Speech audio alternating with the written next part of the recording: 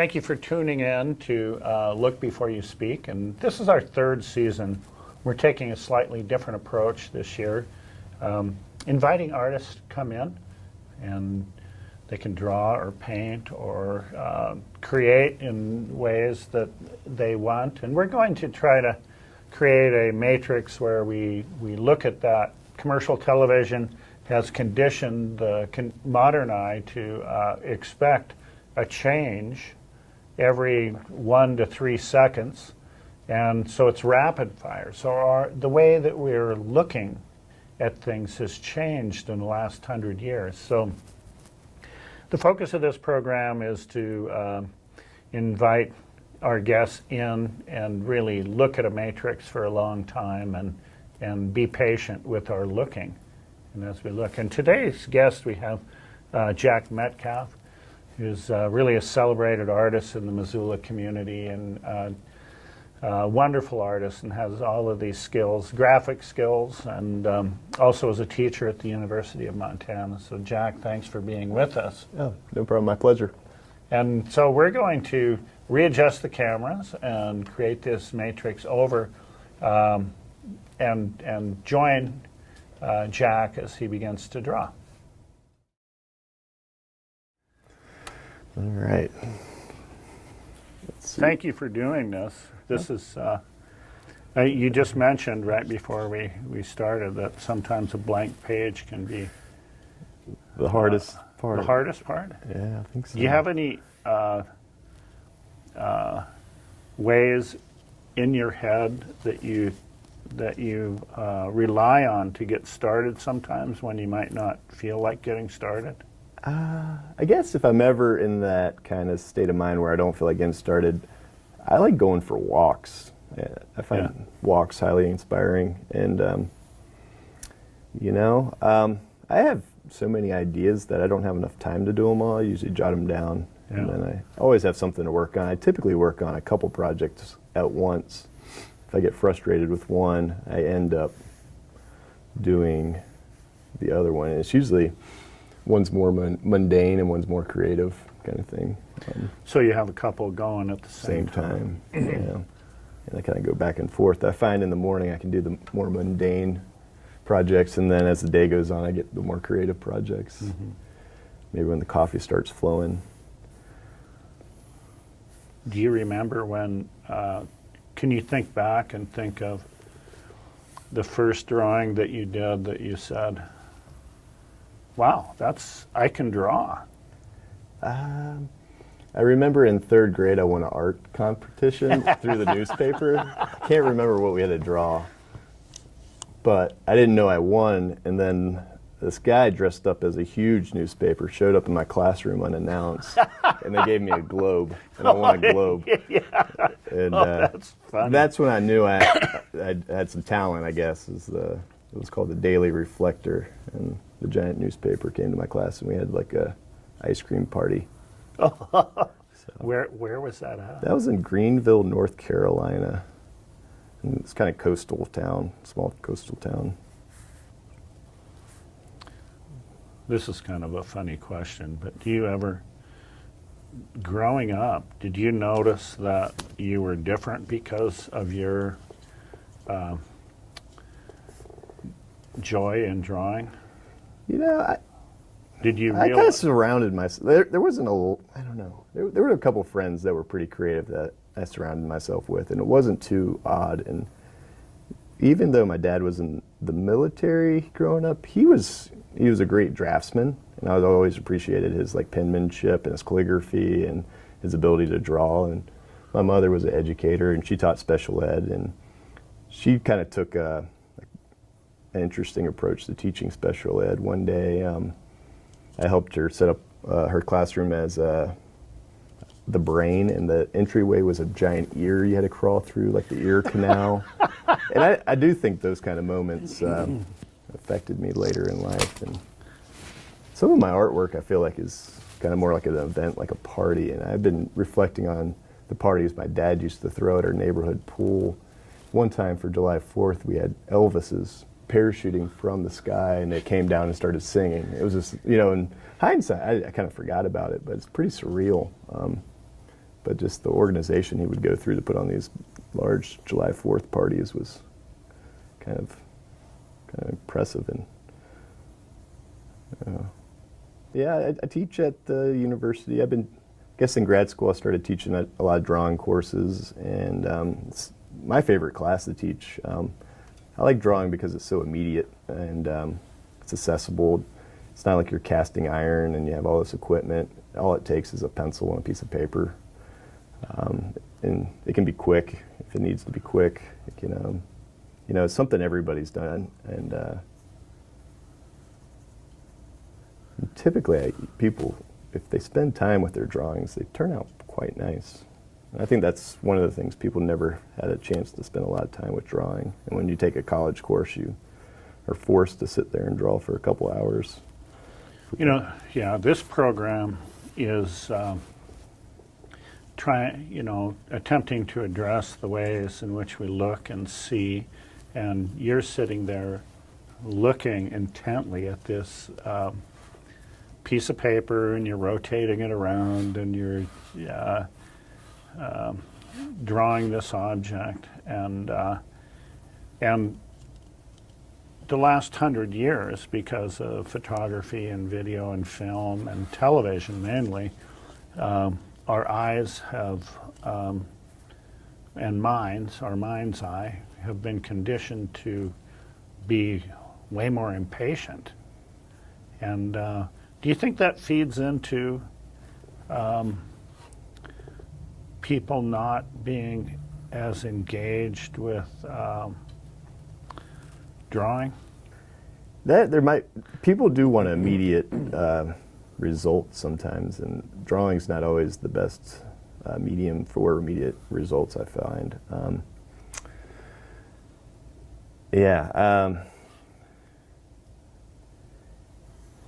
I do agree with you. Like, when I think some of the benefits I see in my students when they draw, is they start looking at the world a little bit differently. They start noticing the details and nuances. That's when I think their drawings start to improve, is when they start seeing the world a little bit differently. Mm-hmm. And they start not taking things for granted. I guess sometimes we just glance at things and we take it for granted. We don't realize everything that we're looking at.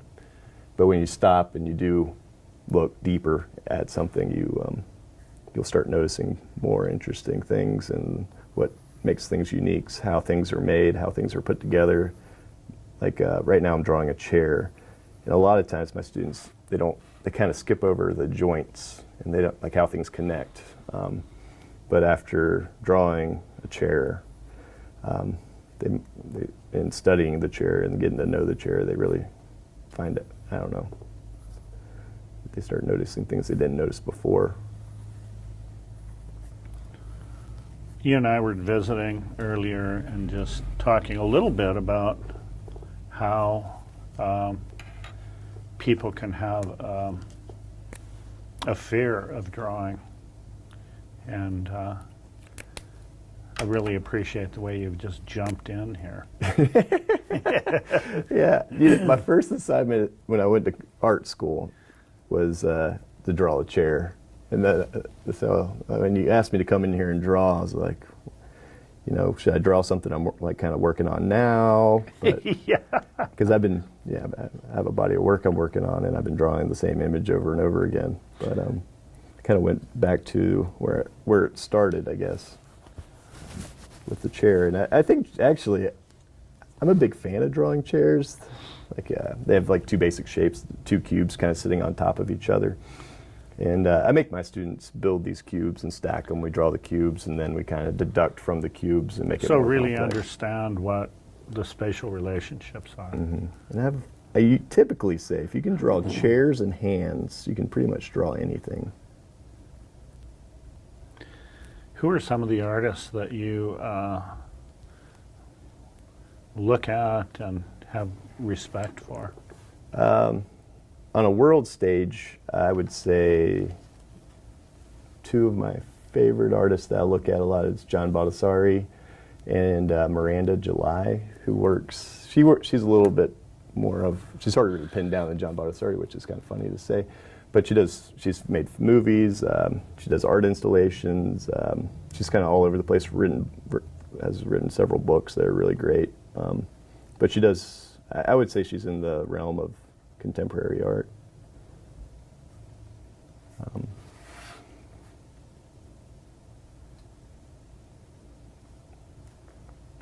Can you think of teachers that you've had that were really influential for you? Yeah, in undergrad, the reason why I chose printmaking as my like declared major or concentration was because of the instructor, and his name was Michael Elbeck, and he did a lot of kind of older, like he was really good at etching, and he was a really good draftsman.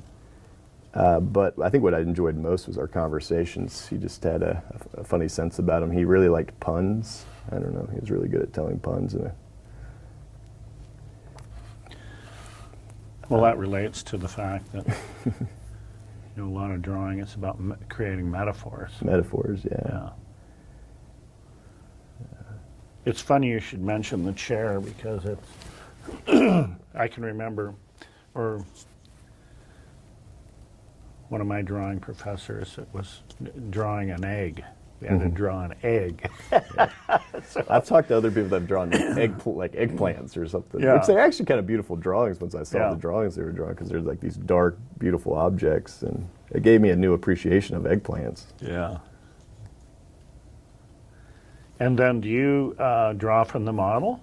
Yes, I would I've just drawn a lot of chairs in my life, so I don't look, I guess, but I think drawing from life is important. One of my favorite things to do with, if I have a friend over and we're having like an art night, sometimes we do arts and crafts nights at my house, and is blind contour drawings, because you have to stare at them and they're staring at you, and it's like this kind of weird intimate moment. It's kind of awkward at first, but then it's like a good icebreaker. I have my students do it too, and some people I think get a little uncomfortable with it, but I think it's kind of good to. So those of our audience that don't know what blind contour is, it's basically you're looking at the object that you're drawing, and the surface that you're drawing, you're not looking at. You're just looking at the object, and your hand is responding. And it's usually one long, slow, continuous line. Yeah.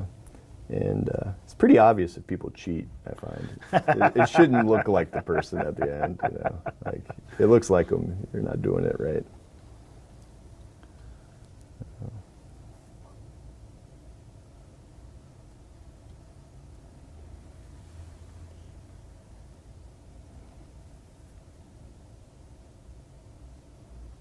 That is really great.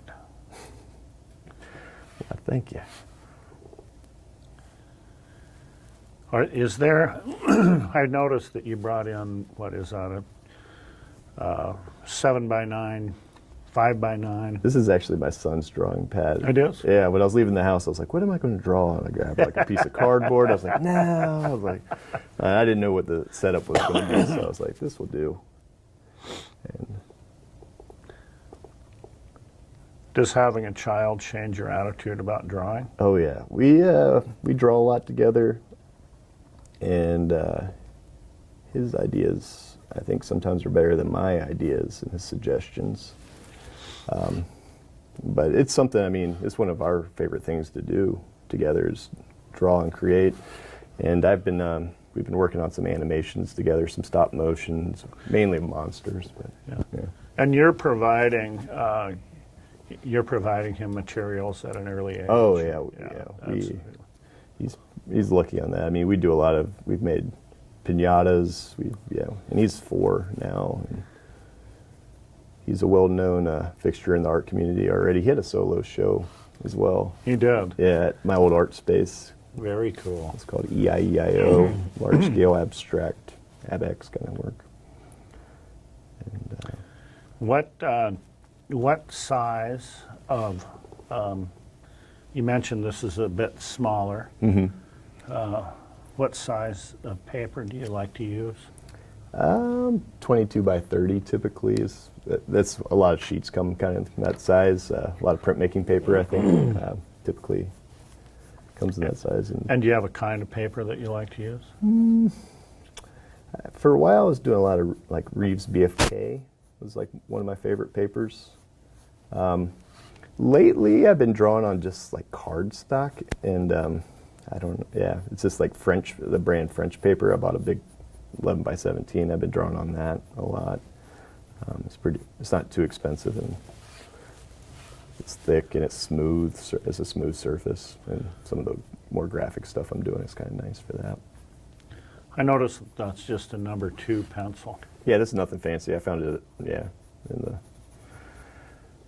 Yeah. I kind of think this number 2 pencil and this chair kind of match, because this is like very like institutional like school chair, and then this is like a very typical school pencil.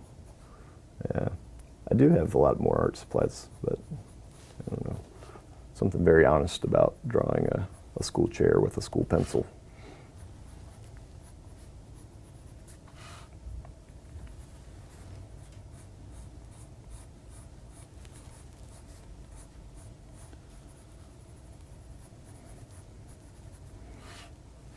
Might be, yeah, I don't know, the subject of a chair is, at face value is pretty boring, I guess.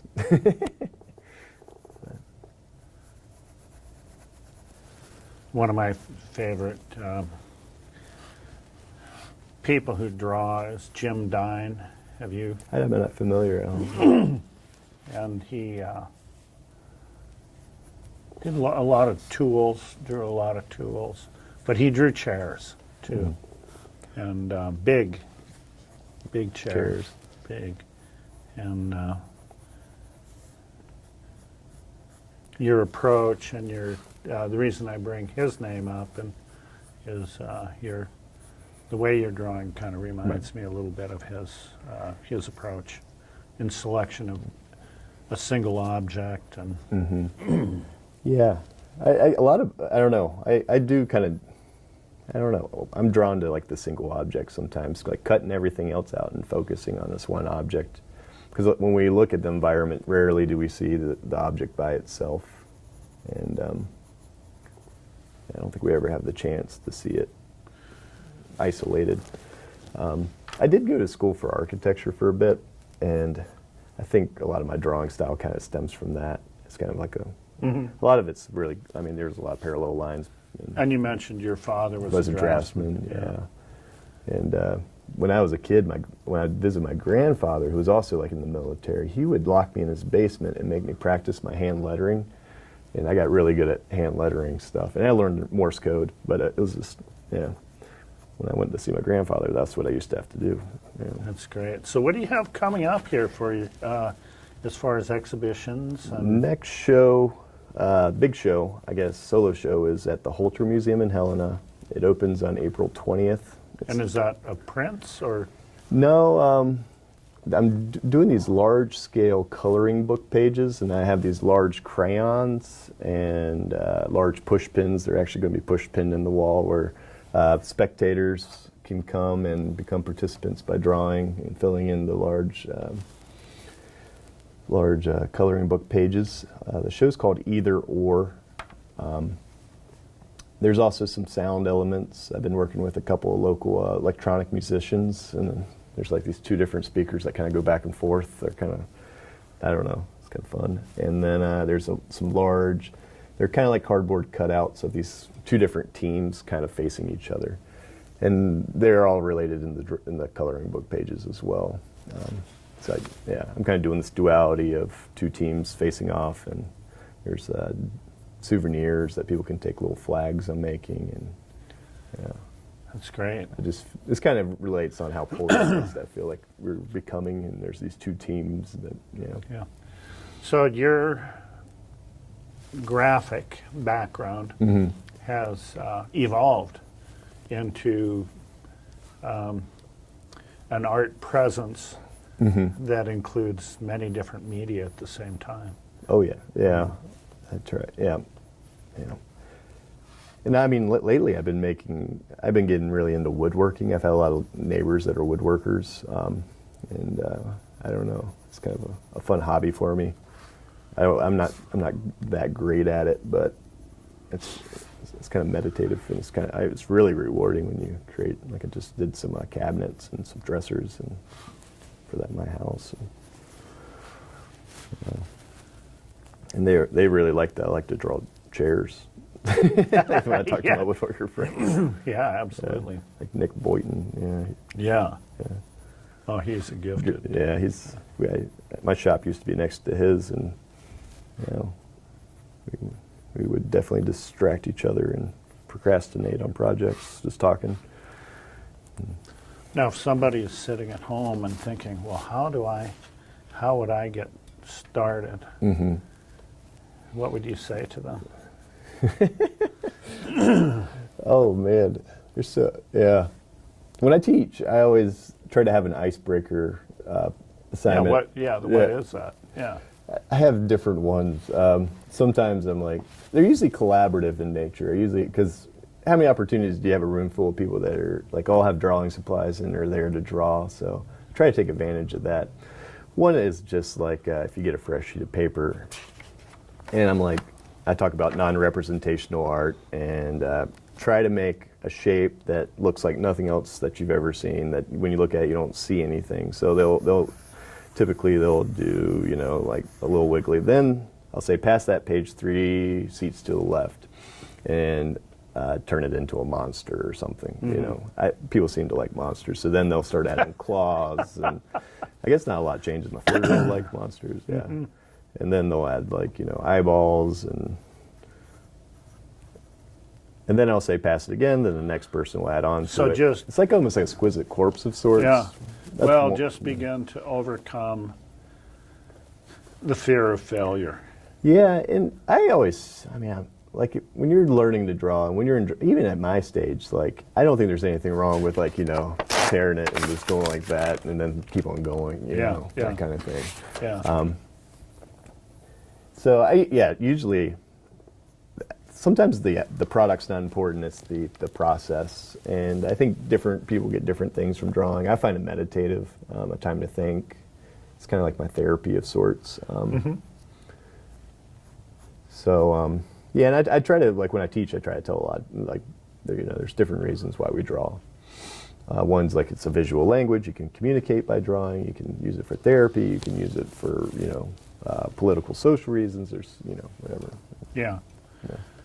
Well, importantly, it's part of our human language and culture. There's no culture that has existed without drawing. Now, there's cultures that have existed without television. That's true. But not without drawing. That's a good point. And and I think visual art, we have to think of as a language. And as a language, we need to learn how to really look at it and gain an appreciation for things like you're doing right now. And take our time with that. Yeah. So, anyway, I wanted to thank you so much for coming in today and spending time with us and working on this, and wish you the best of luck. And I hope people do come out to see your show in Helena. Yeah, I'm excited for it. It should be fun. Yeah. And coloring books are another gateway into breaking down people's fear. Of using whatever material. Oh yeah. So very accessible, I think. I think that feeds into how you have a multifaceted approach in your creativity. You know, music, theater, dance. It's layered. Yeah. And it's layered on top of this. So. Yeah, I think this is where it started was, you know, drawing, and then it's maybe I was restless for a bit. Yeah. Life's too short. Yeah. Well, thank you so much for coming in today. Yeah. And we just want to wish you the best of luck and keep it up. Cool. Well, thanks, Steve. Yeah. It's my pleasure. Thank you very much. Yep.